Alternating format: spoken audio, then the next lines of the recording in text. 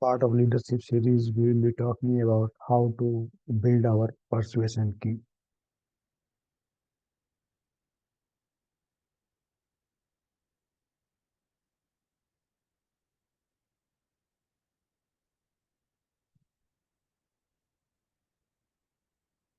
In this video, we are going to be looking at how you can persuade people.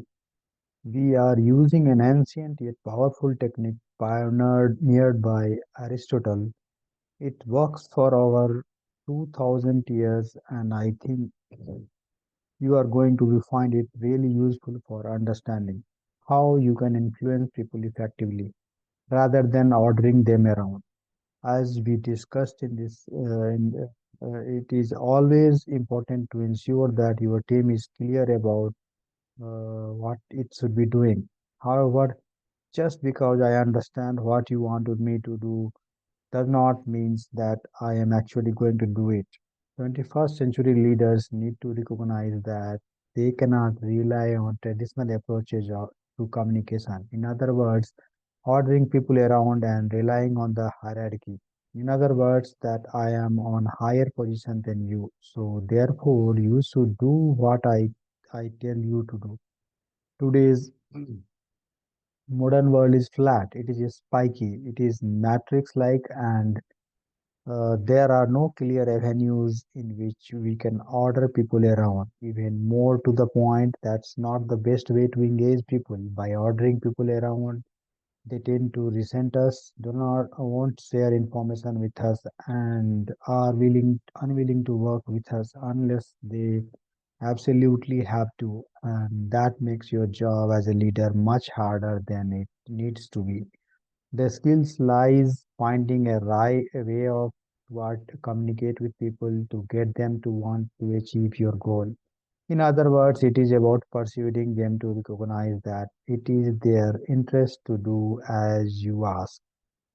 This is the challenge that we face. How are we going to persuade people to work in this way that we ask them to?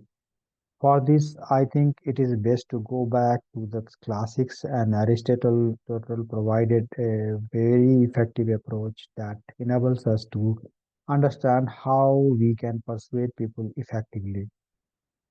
One of the world's most famous ancient Greek philosophers, Aristotle, identified three crucial areas of persuasion, which he called ethos, logos, and pathos. Ethos is the area of character and credibility. It is basically your soul, what you are about and as an individual. It is important to understand that people are judging you all the time as a leader, and your credibility and your respect is extremely important for them to buy into what you are saying. So, ethos covers the area of credibility, character, and respect. On the other hand, we have logos, which is the area of mind, and that's about persuading people through rational logic.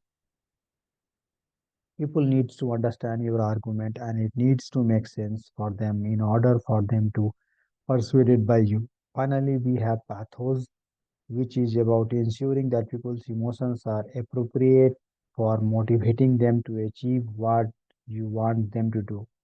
It is really important to remember that people are driven by their emotions and we cannot simply speak to their minds. We also have to speak to their hearts in order to persuade people to get things done. Sometimes this might be about inspiring them to go great, or at other times it might be making them aware of very serious and dangerous situations that we are in, and then using that fear as a way to get them to make the changes that are necessary. So the key point here is that it is about recognizing that to persuade people, you need to make them respect you. They need to understand your idea and they need to feel emotionally connected to what you are asking for of them. And so now we can go into a bit more detail around these three areas. So Aristotle suggested that ethos, logos, and pathos drive us towards successfully persuading people. And he developed that out of the recognition that different people needs to be persuaded in different ways. So people are really attracted to the ideas, and if you can present a really powerful idea to them, then that is going to get them really excited. Other peoples are more skeptical. They need to be engaged through their emotions, that where you need to speak to their hearts and get them really excited and motivated for achieving the change that you are asking of them. And then finally, we also recognize as a third dimension, which is called ethos. And that's about recognizing that you can have a leader who is so respected and admired that people will listen to him or her no matter what the pathos and logos consequences are. So, how can you use this? Well, we need to recognize that every person needs a particular combination of these three activities. Some people are more influenced by logos, some by pathos, and some by ethos, or any combination of the three. And your challenge as a leader is to think of that individual as a lock. And what you need to do is craft the key to the able to unlock their skepticism to you and open themselves up to being persuaded by what you are asking them to do. So, what you basically need to do is you need to build a key that has the right combination of ethos, pathos, and logos for that individual. So, how can you actually do that? Well, what we have for you is simple tool for building a persuasion key, and that looks at the key elements of pathos, ethos, and logos. So let's start with pathos. And what we need to recognize is that essentially what this approach is about is generating the right kind of emotions in people so that they commit to what you are asking them to do. So the challenge is to generate those emotions in people. You first need to recognize what kind of emotions are required in the first place. Are you trying to get the people to feel inspired? Do they need to be made feel afraid because there is a big challenge coming and they are not ready, and that's not taking it seriously enough? What emotions are you trying to generate in that individual? And then the next step is to understand how you are going to generate those emotions. It is really important to remember that emotions are not necessarily creating through rational explanation. We need to have something that much more contextual and meaningful for us. So that's why stories can be very so powerful, and the visual imagery and the tone of the language that we use can really make us feel that those powerful emotions. On the other hand, we can talk to them from our credibility, and this is essentially about making the people trust in you. A lot of this is about using the right kind of symbols. Symbols are incredibly powerful yet subconscious way of generating authority in a situation. For example, it might be using your position or title. If you were to say, I am a CEO, you are trusted me so far, you should keep trusting me in the future. That's the use of a symbolic title to generate credibility and ask people to trust in you.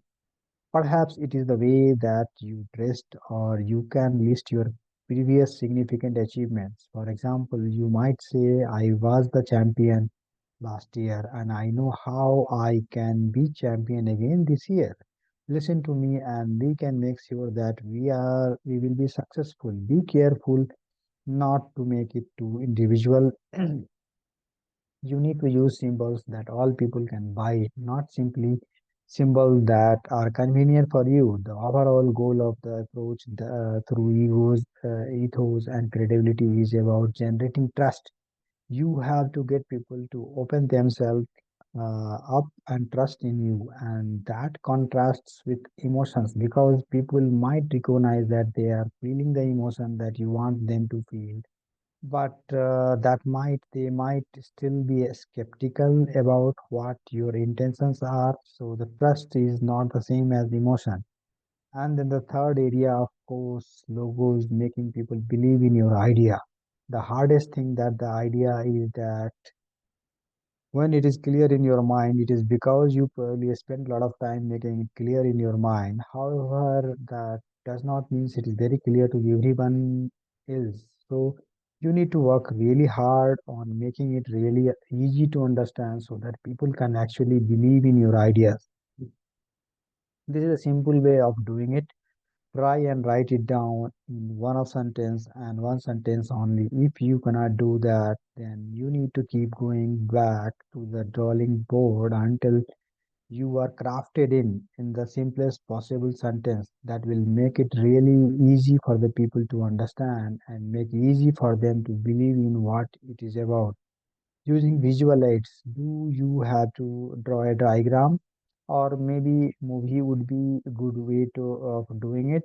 Perhaps an infographics. If your task is to find the right kind of mechanism to get people to understand your idea, so use analogies, use facts and sources, or use previous or similar examples to help people understand what it is that you are actually talking about. So, having said that, what you do actually need to do, step one, is to first of all, who are you trying to persuade? Then the second, to estimate what do you think their needs are? What do you think that their lock in is like?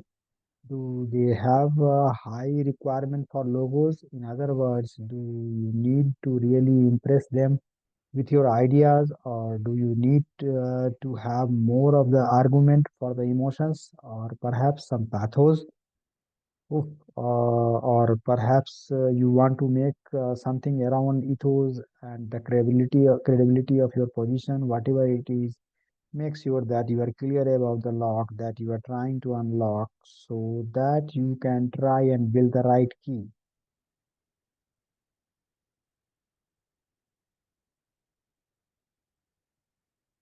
So, in the summary, what do you need to do? What we have learned in this module is that point of communication is to persuade and influence people.